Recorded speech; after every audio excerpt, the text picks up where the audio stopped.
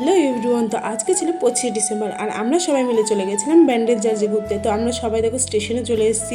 স্টেশনে দাঁড়িয়েছিলাম আমাদের ট্রেনটা আসার জন্য। তারপর দেখি আমাদের ট্রেনটাও চলে এসেছে।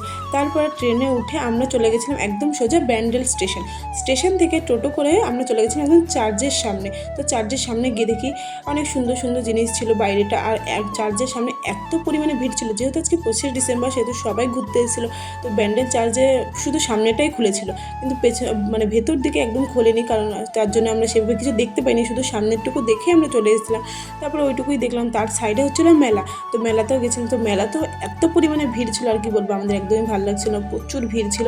তারপরে দেখো আমার দেখা হয়ে গেছিলো, সবাই তো তোমরা চিনতে পারছো কার সাথে দেখা হয়েছিল। তো শখের মানুষ ত্যাগ করেছি, ওনার সাথে দেখা হয়ে গেছিলো। তো উনি আমাদের সাথে ভালো ব্যবহারই করেছিল, ওর সাথে গিয়ে ছবি তুললাম, হাঁক করলাম।